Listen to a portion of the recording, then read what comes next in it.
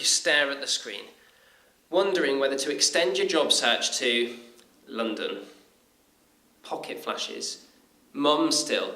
And this time it's ringing. It's all good experience, all good experience. She tells you to phone him for feedback. He gave me feedback. This CV reads like a gap life. Oh, well.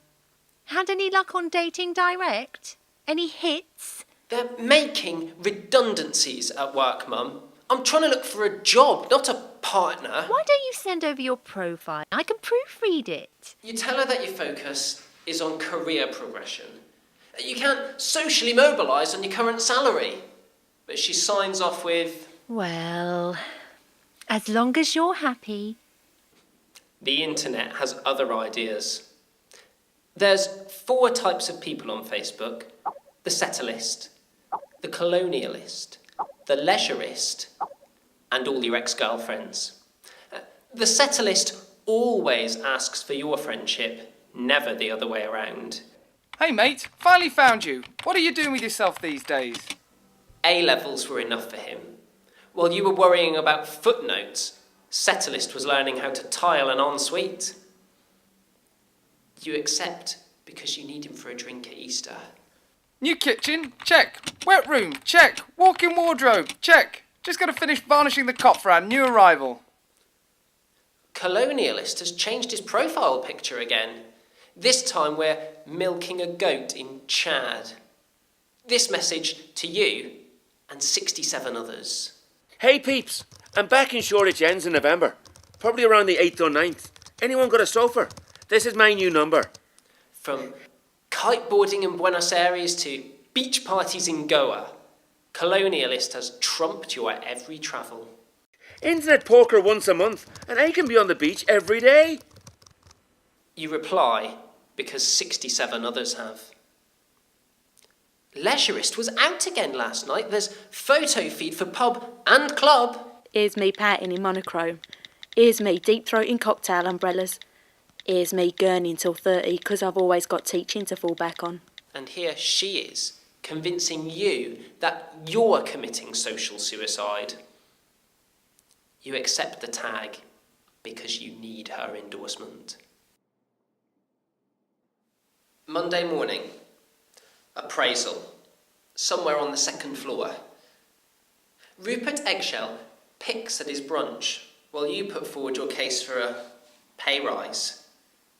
You remind him of your myriad achievements, apostrophes you've added to his emails, the staples you've driven through his reports, the espresso machine you've synced to his desktop. But Rupert looks up from his artichoke hearts and says, What do you know about the restructuring?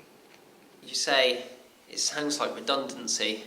Well, that could be an opportunity. You ask if your job is safe. My deepest condolences, Thomas. But you see, we simply can't justify your salary. Graduates are a luxury, you understand? Great when Labour are in, but now it's time to box clever. You said I was different to the other grads, Rupert. You said I showed admirable bounce-back ability. But he holds up his hand and says, let's go off the record. He tells you he still has a use for your grammar.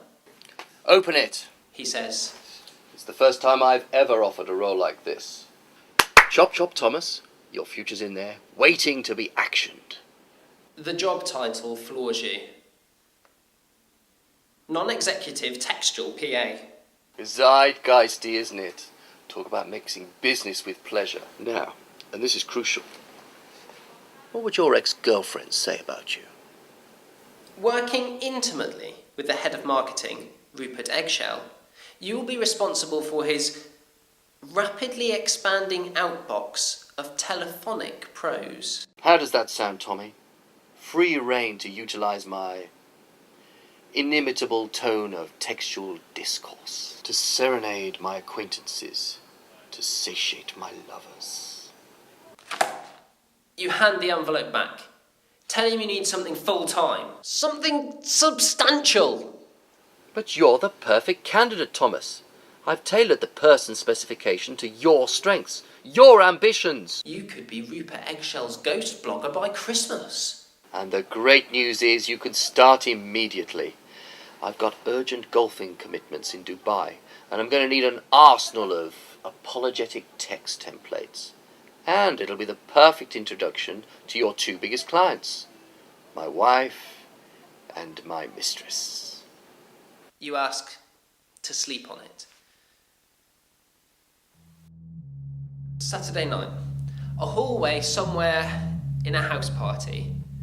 You try and avoid Melinda from school, but she never forgets her face. So what exactly is it that you do, Thomas? You've rehearsed this all afternoon. I'm in communications, targeted ones, time critical. Talk about mixing business with pleasure. She asks how you get to the top in that sector. You tell her it takes time. But is that your passion? You nod, but she makes a difference. She works with people, not profits. She takes their problems home with her. Her passion is behavioural therapy, and it should be yours too. But how do you square your commercial existence with the pressing need for social reform? I mean, how do you sleep at night, Thomas, knowing there are people less fortunate than you? Not this again. You need a diversion. You ask about settlist. Mortgaged up, right? Wife and kids still? Settle, but not sticking around. He's off travelling for 18 months. The Far East, taking the family with him. He's really got the bug for it. What about colonialist, you think? You ask if he's still globetrotting. Gosh, no. He's all career now. He got through to the final round of interviews for that graduate scheme. You know, the one with the fiancés. You ask about leisurist. Is she in the Priory yet? She's engaged. Best part of a year. She's coming off the pill at Christmas.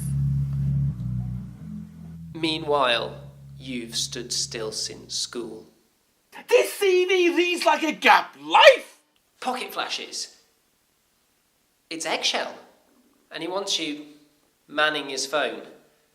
Overtime, he offers. Wind. You wait for a taxi.